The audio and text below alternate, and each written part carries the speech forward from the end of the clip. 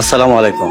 কি ব্যাপার, আপনারা এত রাতে কই যেতেছেন? আমার পোলা তো মস্ত বড় অফিসার, আমরা হইলাম গিয়া গাইয়া, এর লেগে এই বাড়িতে আর থাকতে পারলাম না ভাই। আমি কইছিলাম না রফিক স্যারের সাথে আপনাদের মিলে না। হ মামা, আপনি সত্যি কইছিলেন, আমার ভাই মস্ত বড় অফিসার, আমরা গরিব, তাই আমাদের মতো গরিবের এই বাসায় জায়গা হইল না। তাই অনেক কটু কথা কইছি, পারলে মাফ করে দিন।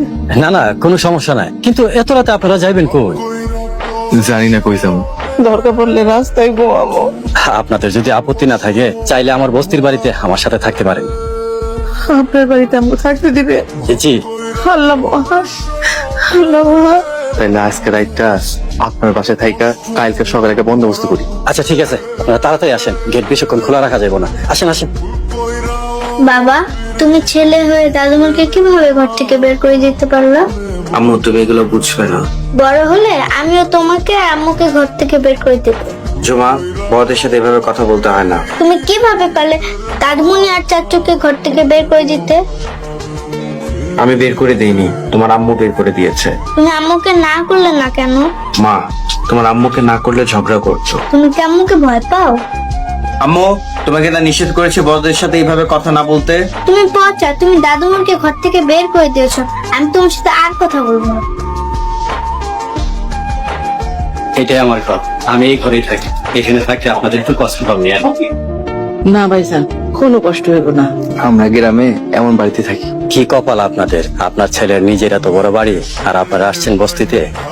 ভাইজান, আমার পোলা তো মস্ত বড় অফিসার, হ্যাঁ গুলোকে কি আমগো থাকুন শোভা পায়? আম্মা, আমি যখন বড় অফিসার হবো তোমার লইয়া বড় একটা ফ্ল্যাট বাড়িতে থাকবো। আল্লাহ ভরসা, আল্লাহ তোরে অনেক বড় বানান বাবা। আপনারা চাইলে এখন থেকে এখানে থাকতে পারেন, কারণ আমি এখানে একলাই থাকি। তাইলে আমরা অর্ধেক ভাড়া দিই। আচ্ছা দিয়েন, ঘরের মধ্যে চাউল ডাল সবজি সবই আছে, রান্না করে খায়। আর আশেপাশে কেউ জিগাইলে কইবেন আপনি আমার গ্রামের আত্মীয়। আচ্ছা ভাইজান, আমি সবাই এরকম, আমি আপনার বোন। আলহামদুলিল্লাহ। আপনারা তাহলে থাকেন, গেটটা তো খুলে রাখাচ্ছি, তাড়াতাড়ি বন্ধ করতেছি। বাড়িতে গেছে নাকি জাহান্নামে গেছে জানি না। খ্যাত দেখেছি, এরকম খ্যাত জীবনেও দেখিনি। কয়েকটা দিন পুরো মাটি করলো। ছেলেটার একদমই কমন সেন্স নেই, সাথে ওই বুড়িটারও নেই। খবরদার, আমার দাদুমণিকে বকা দিবা না। চুপ করো ঝুমা। মুখ থেকে পানের গন্ধ আসে, তার কাছে গিয়ে আবার গল্প শুনে। পচা মেয়ে। মনে রেখো, একদিন তোমরাও বুড়ি হবে, ওদের আমিও তোমাদেরকে পচা বলবো। ঝুমা, বড়দের সাথে কিভাবে কথা বলতে হয় জানো না? জুমা, কোথায় যাচ্ছ? বাবার কাছে।